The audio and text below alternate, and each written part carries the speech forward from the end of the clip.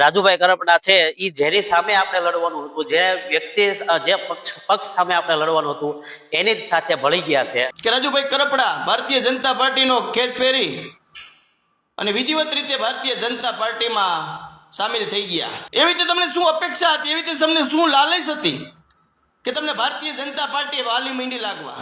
અરે જેની સામે સંઘર્ષ કરતા હોય, જેની સામે લડાઈ કરતા હોય, જેને મન ફાવે એમ આપણે ભાષણ કરતા હતા, જેની સામે એના જ ખોરામાંથી બે હોવાનું. તો હવે આપણે શું કરવાનું? એક ખેડૂત તરીકે તમે ભારતીય જનતા પાર્ટીના વિરોધ કરવાના બદલે ગોપાલ ઇટાલિયાને ટાર્ગેટ કરવા માંડ્યા હતા, જેમાં કોઈ ગોપાલ ઇટાલિયાનો કોઈ જેલમાં તમને જેલમાં પુરાવામાં કે ગોપાલ ઇટાલિયા તો તમને જેલમાં પુરાવ્યા નહોતા. હવે ભારતીય જનતા પાર્ટી વાળી વોશિંગ મશીન મૂકી દીધું છે. હવે જે ભારતીય જનતા પાર્ટી પાસે, કારણ કે દૂધે ધોયેલા જેટલા હતા ડાગી તે ભારતીય જનતા પાર્ટીએ એમાં સામેલ કરી લીધા છે. કોંગ્રેસના નેતા હોય કે જે કાંઈ હોય તે કરોડો અજબો રૂપિયાના કૌભાંડી હતા એ બધા દૂધે ધોયેલા થઈ ગયા. અત્યારે ભારતીય જનતા પાર્ટીમાં જલસા કરે છે, કોઈ ધારાસભ્ય થઈ ગયા, કોઈ મિનિસ્ટર થઈ ગયા. આ કઈ વાતનો ન્યાય છે? આ ખેડૂતો સાથે તમે શું ન્યાય કરવાના છો? સીધો જાગતો દાખલો છે, ખેડૂતો સાથે ક્યારેય આ લોકો ન્યાય કરવાના નથી. આ માત્ર ને માત્ર ખેડૂતના નામનો ઉપયોગ કરે છે રાજનેતા બનવા માટે. ખેડૂત કેમ જાણે ફેક્ટરી હોય. આ 35 વર્ષથી એકને એકને દબા મારી છે આપણે, જેમ મન ફાવે એમ આપણે એને મત દીધા છે, લાલચમાં આવીને દીધા છે. 2 બોનતાના ઢેપલાને 2 ભજીયા ખવડાવી દઈને મત દીધા છે આપણે. ક્યારેક આપણું તો વિચારો. મોંઘવારીને કાબુમાં રાખવી, અરે મોંઘવારી તમારે કાબુમાં રાખવી તો ખેડૂતોને સહકાર આપો. કોને રોક્યા છે તમે? પણ ખેડૂતને લૂંટાતો હોય તો લૂંટાવા દો, પણ મોંઘવારી ખેડૂતના ભોગે કાબુમાં રાખવી છે. અને અમારી સત્તા, મોંઘવારી જો થાય તો અમારી સત્તા નહીં ટકે. એટલે તમારી સત્તા ટકાવવા માટે ખેડૂતને બલ્લીના બકરા બનાવો છો તમે.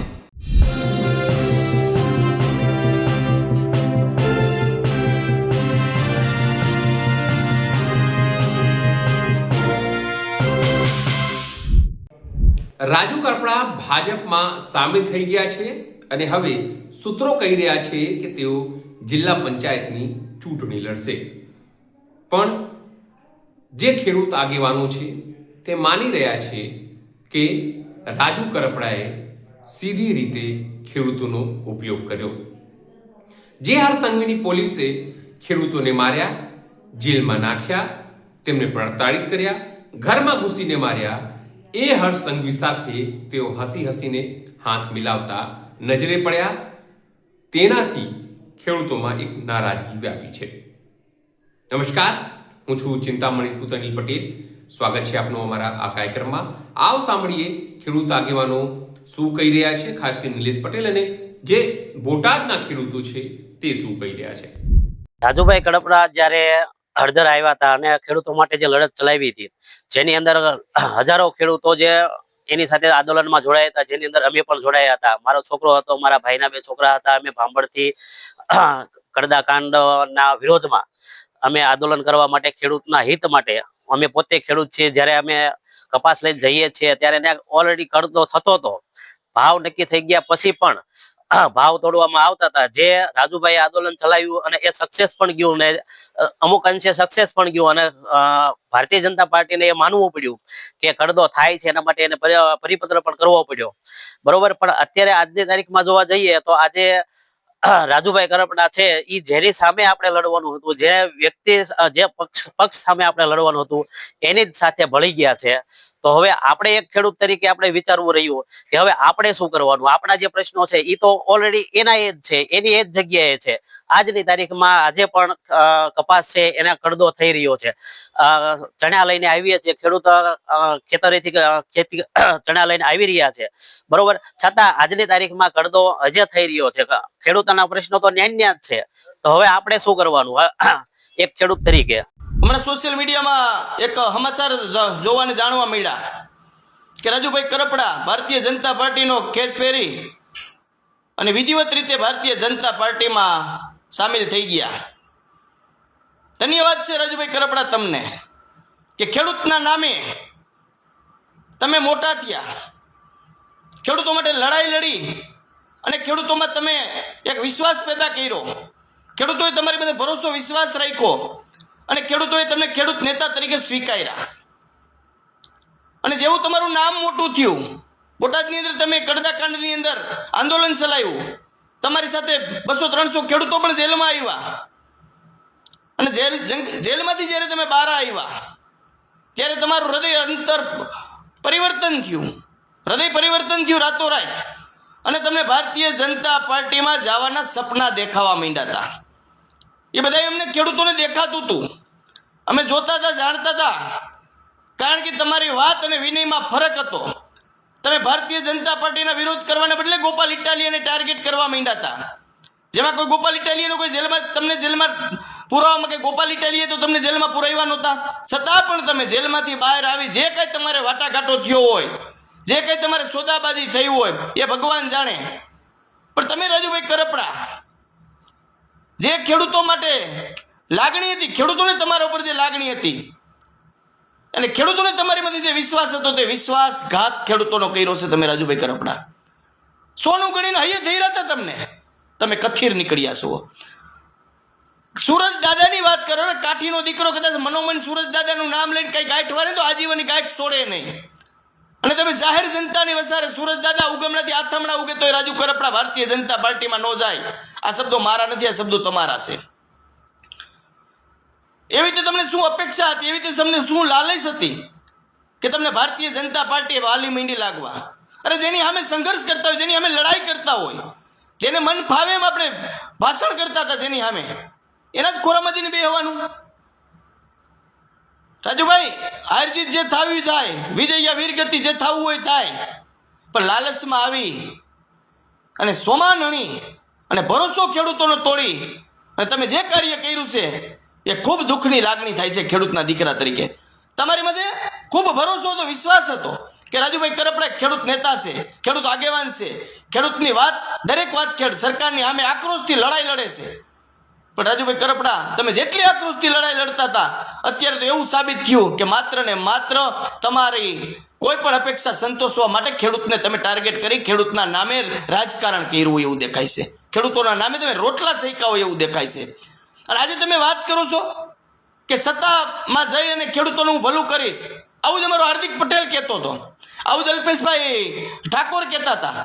હજી એક અમારા અલ્પેશભાઈ કથિરિયા પણ આવું કહીને ભારતીય જનતા પાર્ટીમાં હમણાં ઘરે ઘરે જઈને ભારતીય જનતા પાર્ટીનો પ્રસાર કરે છે. હાર્દિકભાઈ કહેતા હતા કે હું ભાજપમાં જઈને સમાજનું ભલું કરી દઈશ. અલ્પેશભાઈ ઠાકોર પણ એવું કહેતા હતા કે હું ભાજપમાં જઈને દારૂબંધી કરી દઈશ, નશાબંધી કરાવી દઈશ. મિત્રો, આજે પણ એની પરિસ્થિતિ શું છે, એ ક્યાં છે, એ તમે હું બધા જાણી છીએ. તમારે માત્ર ને માત્ર સત્તાની એક લાલસા છે, એથી વિશેષ તમારામાં કશું નથી અને કંઈ દેખાતું પણ નથી. તમે બાહુજ છો, તમે લડાયક છો. એના માટે ભારતીય જનતા પાર્ટી વાળા એક આપણે પેલા અમારા હાર્દિક પટેલ કહેતો હતો કે ભારતીય જનતા પાર્ટીમાં એક વોશિંગ મશીન છે કે ગમે એવો ભ્રષ્ટાચારી હોય, ગમે એવો ડાગી માણસ હોય, એ વોશિંગ મશીનમાં નાખે ને એટલે દૂધે ધોયેલો થઈ જાય. હવે ભારતીય જનતા પાર્ટી વાળી વોશિંગ મશીન મૂકી દીધું છે. હવે જે ભારતીય જનતા પાર્ટી પાસે, કારણ કે એ દૂધે ધોયેલા જેટલા હતા ડાગી, તે ભારતીય જનતા પાર્ટીએ એમાં સામેલ કરી લીધા છે. કોંગ્રેસના નેતાઓ કે જે કાંઈ હોય તે કરોડો અજબો રૂપિયાના કૌભાંડી હતા, એ બધા દૂધે ધોયેલા થઈ ગયા. અત્યારે ભારતીય જનતા પાર્ટીમાં જલસા કરે છે, કોઈ ધારાસભ્ય થઈ ગયા, કોઈ મિનિસ્ટર થઈ ગયા. આવી જ વાત અમારે એક રાઘવજીભાઈ પટેલ કહેતા, કોંગ્રેસમાં હતા ત્યારે વિધાનસભાની અંદર વિધાનસભા ગજગજાવતા હતા. ખેડૂતને કાંટો લાગે ને તોય કહેતા હતા કે મારા ખેડૂતોને કાંટા લાગે છે. મિત્રો, ભારતીય જનતા પાર્ટીએ ભાજપમાં લઈને કૃષિ પ્રધાન બનાવી દીધા. ખેડૂતોનું હું ભલું કરી દીધું. જો સત્તામાં જઈને ખેડૂતોનું ભલું થતું હોય તો અમે પણ સ્વીકારીએ કે સારી વાત છે કે રાજુભાઈ કરપડા કાલે ભારતીય જનતા પાર્ટીમાં જાય છે તો આજે 450 ઘઉંના છે તો 700 રૂપિયા થઈ જાય. આજે 1400-1500 રૂપિયા, 1700 રૂપિયા ખાતર સુપરના છે તો એ 1000 રૂપિયા થઈ જાય. ડીઝલના ભાવ 90 રૂપિયા છે તો 50 રૂપિયા ખેડૂતોને થઈ જાય. જે કાંઈ ખેડૂતોની જાવક બમણી થઈ છે, એક એમાં પણ તમામ જગ્યાએ ખેડૂતોને સબસિડીની રાહત આપશે.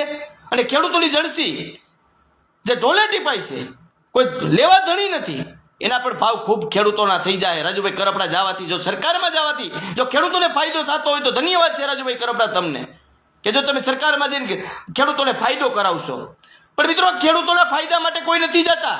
આ પોતાના અંગત સ્વાર્થ માટે, સત્તા માટે, સંપત્તિ માટે, પદ પ્રતિષ્ઠા અને પૈસા માટે આ લોકો ખેડૂતોના નામે મોટા મોટા બળિંગા મારે છે, ખેડૂતોના નામે રાજકારણ કરે છે. અને જેવું ખેડૂતોના નામે રાજકારણ કરી નામ મોટું થાય છે એટલે ભારતીય જનતા પાર્ટી વાળા આને પૈસાથી સામ દામ દંડ ભેદ જે કરવું પડે તે કરી આને એની સામેલ કરી લે છે. હવે ભાજપ પર એક નવો કિમિયો અજમાવ્યો છે કોઈ પણ સામે આક્રોશથી લડાઈ લડતો હોય એને જેલમાં નાખવાનો.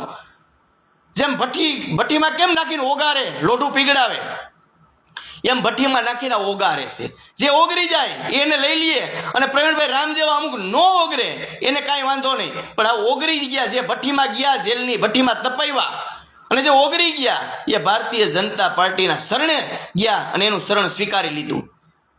એટલે રાજુભાઈ કરપડા, તમને ખૂબ ખૂબ અભિનંદન કે ભારતીય જનતા પાર્ટીના એક તમે આજે પણ એક વાત તો ખૂબ મને ગરે વર્ગી કે હું જ્યાં આવીશું ને વફાદારીથી કામ કરીશ. હવે આજે ભારતીય જનતા પાર્ટીમાં ગયા તો ભારતીય જનતા પાર્ટી સાથે વફાદારી રાખશે કે ખેડૂતો સાથે રાખશે? કારણ કે સા ને સીણા બે ભેગું છે.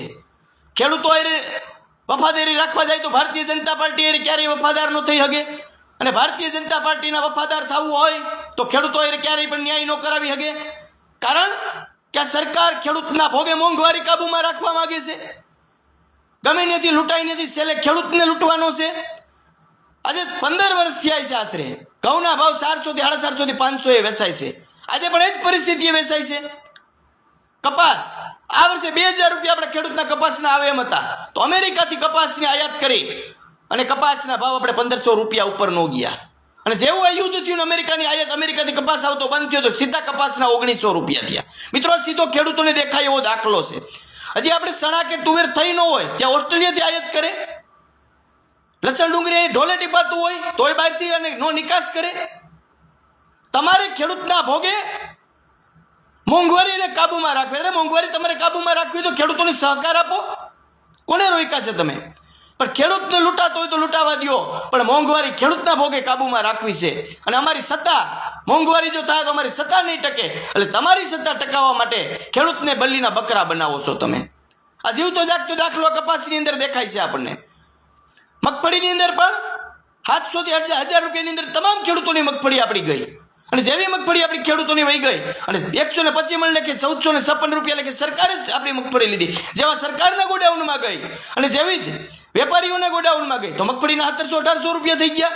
મિત્રો, રાતોરાત ત્યાંથી મહિના 1.5 મહિનાની અંદર એવું તે હું બન્યું કે મગફળીના ભાવ કે એમાંથી સરકારે ને વેપારીઓએ ખરીદ્યા પછી હોનાના દોડવા માંડ્યા નીકળવા, હોનાના દાણા માંડ્યા નીકળવા, અને ખેડૂતો પાસે હતા તો કથીરના દાણા નીકળતા હતા કે તેલ નહોતું નીકળતું. મિત્રો, 1 થી 1.5 મહિનાની અંદર ડબલ ભાવ થઈ જાય. આપણે ખેડૂત રાતની મહેનત કરી, 5 મહિના પરસેવો પાડી, તડકો ટાઈટ જોયા વગર કુદરતી આફતો સામે લડાઈ લડી, અતિવૃષ્ટિનો સર્જાતી હોય તો પણ આપણે રાતે હલરને ઠેસર આયકા છે. અને એ મગફળી જ્યારે તૈયાર કરીને આપણે ગોડાઉન માર્કેટની અંદર લઈ ગયા તો આપણે 800 થી 1000 રૂપિયામાં આપણી માંડવી વેચાણી છે. મેં પોતે 800 રૂપિયામાં વેચી છે. અને આપણને પણ હતું કારણ માંડવીનું વાવેતર ઉત્પાદન વધારે છે એટલે બજાર કદાચ તૂટશે, એટલે આપણને પણ એવો ભય હતો. અને આપણે પણ સીધી વાત છે, આપણા ઘરમાં માલ હોય, આપણે 17 જણાની દેતી લેતી કરવાની હોય, એટલે સ્વાભાવિક રીતે આપણે માલ વેચવો પડે. એટલે સરકારે જ્યારે ખરીદવાની ચાલુ કરી તો 125 મણ લખે આપણે જે કાંઈ આપણે ખાતા દીઠ જાતી એમાં આપણે નાખી. અને આમ સરકારના ગોડાઉનમાં માંડવી વહી ગઈ અને વેપારીઓના ગોડાઉનમાં ગઈ. તમે મેં બધાએ જોયું છે. આજે પણ મગફળીનો ભાવ 1700 થી 1800 રૂપિયા છે. ક્યાં ખેડૂત પાસે છે? ખેડૂતના દીકરાએ તો કંઈક સરકારમાં દઈ દીધી ને કંઈક વેપારીને દઈ દીધી. ખેડૂત પાસે ફૂટેલી કોડી પણ આજે નથી. કપાસમાં પણ એવું છે, આજે કોની પાસે કપાસ પડ્યો છે? આ તો આકસ્મિક આ યુદ્ધ થયું અને અમેરિકાની આવક બંધ થઈ એટલે 1800-1900 રૂપિયા કપાસના બોલાણા. આપણો કપાસ 1415 મેં 1450 રૂપિયા કપાસ વેચો. એટલે દરેક ખેડૂતોએ વેચો, મેં વેચો એમ દરેકે વેચો જ હોય. ખાતરના ભાવ જવું તો જોઈ તો આસમાને જાય. તમામ મોંઘવારી ખેડૂતને ભોગવવાની. પાછા એમ કે મટીરિયલના ભાવ હોય એટલે ખાતરના ભાવ, તમારો બાપ એ જ મટીરિયલ અમે કપાસ મગફળીમાં વાપરી છે તો અમારા ભાવે આપો ને. કોને રોક્યા છે તમને? તમારા મટીરિયલના ભાવ વધે તો તમારા ભાવ વધે. અમે એ જ મટીરિયલ, મોંઘું મટીરિયલ વાપરી અને ખેતી કરી છે. ડીઝલ મોંઘું વાપરીને ખેતી કરી, મોંઘા ઓજારથી ખેતી કરી છે, મોંઘા ટ્રેક્ટરથી ખેતી કરી છે, મોંઘા બિયારણથી, મોંઘા દવાથી, મોંઘી મજૂરી ચડાવી છે. તો અમારા માલના ભાવ ન વધે. અમારા માલના ભાવ ગયા વર્ષે કરતા આ વર્ષે ઓછા થાય અને તમારા મટીરિયલ વધે સીધા ભાવ વધે. આ કઈ વાતનો ન્યાય છે? આ ખેડૂતો સાથે તમે શું ન્યાય કરવાના છો? સીધો જાગતો દાખલો છે. ખેડૂતો સાથે ક્યારેય આ લોકો અન્ય ન્યાય કરવાના નથી. આ માત્ર ને માત્ર ખેડૂતના નામનો ઉપયોગ કરે છે રાજનેતા બનવા માટે. ખેડૂત કેમ જાણે એક ફેક્ટરી હોય કે ખેડૂતના નામે કોઈ પણ નીકળી જાઓ અને એકાદી વાર જેલમાં જાઓ અને થોડુંક એકાદી સારી પાર્ટી આવી, નવી ઉભરતી પાર્ટી પકડી લ્યો એટલે એમાં તમારો થોડોક ચહેરો ચમકતો થાય, લોકો તમને સ્વીકારવા માંડે. એટલે સામ દામ દંડ ભેદ જે કાંઈ ઓલા લોકો તૈયાર રાખ્યું હોય એની વરમાળા પહેરી લ્યો અને એના જય જયકાર એના ગુણ ગાવા માંડો. શા માટે ખેડૂતોને મૂર્ખ બનાવો છો? આવા લોકોથી જ ખેડૂતો ભરમાય છે અને આવા લોકોએ જ ખેડૂતને બરબાદ કર્યા છે. વાતું ખેડૂત નહીં કરે, મોટી મોટી કરે, ખેડૂતો માટે આમ કરશું તેમ કરશું. હવે એમ કહે છે કે અમે સત્તામાં જઈને ખેડૂતનું ભલું કરશું. તમે શું સત્તામાં જઈને ભલું કરવાના હતા? તમે સત્તાનું ભલું કરશો, સરકારનું ભલું કરશો. તમે એના નિષ્ઠાવાન અને એના વફાદાર સૈનિક થઈને ગયા છો. એટલે ઘણી બધું સમજવાની જરૂર છે ખેડૂતોને. આવા લોકોને સ્વીકારવાની જરૂર નથી, આવા લોકોને જવાબ દેવાની જરૂર છે. કોઈ પણ આગેવાન થઈ જાય ખેડૂત નેતા તરીકે ને પછી ખેડૂતનો ખ બોલવા તૈયાર નથી. ખાતરના ભાવ વધે તો પણ કોઈ ન બોલે, ખેડૂતનો માલ ઢોલે ટીપાતો હોય તો પણ ન બોલે. માત્ર ને માત્ર પદ પ્રતિષ્ઠા અને પૈસા પોતાને કેમ કમાવા એ જ એક ધ્યાન હોય. આવા તો અસંખ્ય ખેડૂત નેતાઓના દાખલા દઉં, નામ લઈને કહી હકી કે ખેડૂતના નામે ખેડૂત નેતા તરીકે ઓળખાય છે, પણ ખેડૂત તો ખ બોલતા નથી કોઈ. અને ચૂંટણી આવશે એટલે અમે ખેડૂત નેતા, અમે સમાજના નેતા, અમે ધર્મના નેતા. કાંઈક તો માણાના પેટના થાવ, કાંઈક તો પ્રજાનું વિચારો, કાંઈક તો ખેડૂતનું જેનું ખાવશો એનું શા માટે ખોદો છો? 450 450 ઘઉં ઢોલે ટીપાય છે. ખેડૂતના દીકરાને ખબર હોય કેવી રીતે ઘઉં થાય છે. પણ તમારે તો શું છે? તમારે તો ખેડૂતના ભોગે મોંઘવારીને કાબૂમાં રાખવી છે ને સત્તા કરવી છે. તમારી સત્તા કેવી રીતે ટકે એના માટે ખેડૂતનું જે થવું હોય થાય, ખેડૂત પાઇટમાં પડે, એનો માલ જે થવું હોય થાય, પણ એ તમારે જોવાનું નથી. તમારે તો અમારી સત્તા કેમ ટકે છે માત્ર એટલું ને એટલું તમારે ધ્યાન દેવાનું છે. થોડુંક નીતિ ન્યાય નીતિની વાત કરો. ભગવાન રાજી રહે, પ્રજાને રાજી રાખો તો ભગવાન રાજી રહે. અને જો ખેડૂતનું ઉઘાડા પગારનું જો તમે ખરાબ કરશો, એનું અહિત કરશો, તો છોકરા ગાંડા થાય. યાદ રાખજો, ખેડૂત અન્યાય તમે કરીને ખેડૂતને આવી ખોટી લાલચ રાખી, ખેડૂતનો વિશ્વાસ જીતી અને ખોટા ખેડૂતના નામે તમે રાજકારણ કરશો તો છોકરા ગાંડા થાય. યાદ રાખજો, તમારે જોવાનું રહે કેટલા એના થયા છે હોત. અને તમારે વાઇસ નાખવા વાળા પણ નહીં રહીએ, યાદ રાખજો. એટલે મારી વાત દરેક ખેડૂતને હું તો વિનંતી કરી કહું, ખેડૂત સંગઠિત થાવ ને આવા લેભાગુ તત્વોને જે ખેડૂતને ગુમરાહ કરતા હોય આવા લોકોને ઓળખવાની જરૂર છે. અને ભારતીય જનતા પાર્ટી ક્યારેય ખેડૂતનું ભલું નહીં કરે. એ ખેડૂતના ભોગે મોંઘવારીને કાબૂમાં રાખવા નીકળ્યા છે. અરે તમારે મોંઘવારી કાબૂમાં રાખવા તો રસ્તા છે. ખેડૂતનો દીકરો 3 રૂપિયામાં ટમેટા દે વેચતો હોય તો માર્કેટમાં લેવા જાવ તો 30 રૂપિયાના થઈ જાય. આ 27 રૂપિયા ક્યાંથી આવી જાય છે? એટલે દરેક ખેડૂતોએ જાગૃત થવાની જરૂર છે અને ખૂબ સમજવાની વિચારવાની જરૂર છે. અને આવનારી ચૂંટણીમાં આમ આદમી પાર્ટીને સહકાર આપો. કોઈ પણ નાતી જાતિ ભૂલી જાઓ, ધર્મ ભૂલી જાઓ, માત્ર ને માત્ર પ્રજાલક્ષી પ્રજાનું હિત કરી શકે એના માટે આમ આદમીને એક ફેર સહકાર આપો. અને આમ આદમી પણ કાલે પણ જો ખેડૂતો માટે અન્યાય કરે, પ્રજા માટે અન્યાય કરે તો એને પણ ઠોકરે મારી દેવાની હોય. એ આપણા માસીના દીકરા નથી. આ 35 વર્ષથી એકને એકને ધબા મારી છે આપણે. જેમ મન ફાવે એમ આપણે એને મત દીધા છે, લાલચમાં આવીને દીધા છે. 2 મોહનથાળના ઢેપલાને 2 ભજીયા ખવડાવી દઈને મત દીધા છે આપણે. ક્યારેક આપણું તો વિચારો કે 10 વર્ષ પહેલા ઘઉં વેચતા આજે એ ભાવે વેચી છે, 10 વર્ષ પહેલા કપા વેચતા આજે એ ભાવે વેચી છે, 10 વર્ષ પહેલા માંડવી વેચતા આજે એ ભાવે વેચી છે. અને લેવા જાવ તો ક્યાંય તમારો બાપ સસ્તું આપણને કોઈ નથી દેતું. તમામને ભાવ 2 થી 3 ગણા વધ્યા છે. એટલે દરેક ખેડૂતોને વિનંતી છે, નમ્ર 2 હાથ જોડીને વિનંતી કરું, સંગઠિત થવાની જરૂર છે. અને નાત જાત ભૂલી જવાની. કોઈ પણ નાતનો હોય, કોઈ પણ જાતનો હોય, ભારતીય જનતા પાર્ટીની સામે ઊભો હોય ને, ભારતીય જનતા પાર્ટીની સાથે હોય ને, એ કોઈથી ખેડૂતની સામે જ હોય. એ કોઈથી ખેડૂતની સાથે ન હોય. એટલે ભારતીય જનતા પાર્ટીને ભૂલી જવાની જરૂર છે. અને વધુમાં વધુ આજકાલ આમ આદમી પાર્ટીને સહકાર આપો, જેથી કરી આ લોકોના ભ્રષ્ટ ભાજપના નેતાઓને ખબર પડે અને આવા લે ભાગુઓને પણ ખબર પડે કે ન્યાય આપણે જ્યાં ગયા ન્યાય પણ સારું નથી. લોકો આપણને પણ હરાવી દે. લાલચ છે ધારાસભ્ય થવાની કે ભારતીય જનતા પાર્ટીમાં જાઓ તો અમે ધારાસભ્ય બની જાઓ અને કદાચ 25-50 લાખ રૂપિયા દઈએ. એટલે આવા લોકોને પણ ઓળખવાની જરૂર છે, આવા લાલચુ લે ભાગુ લોકોને ખાસ કરીને. તમારે દુખે છે પેટ માટે કૂટતા હતા માથું, અમને ખ્યાલ આવી ગયો હતો કે તમારે જવું હતું ભાજપમાં અને ટાર્ગેટ કરતા હતા ગોપાલ ઇટાલિયાને. પણ તમારા થકી ગોપાલ ઇટાલિયાનો વાળે વાકો ન થાય. એટલે કહેવત નથી સૂર્ય સામે ધૂળ ઉડે તો સૂરજ ઝાકો ન થાય. તમારા જેવા નમાલાઓથી ગોપાલનો વાળે વાકો નહીં થાય. રાજુ કરપડા મુદ્દે જે રીતે ખેડૂત આગેવાનો નારાજગી દર્શાવી રહ્યા છે તેને લઈને આપ શું વિચારો છો? જરૂરથી અમારા કોમેન્ટ બોક્સમાં કોમેન્ટ કરજો. એ સિવાય અમારી યુટ્યુબ ચેનલ લાઈક કરો, સબસ્ક્રાઇબ કરો, બેલ આઇકન દબાવો. સાથે મારી વેબસાઇટ છે www.gujaratplus.in, ત્યાં પણ તમે વધુ અપડેટ થઈ શકો છો. અત્યારે માટે બસ આટલું જ. નમસ્કાર.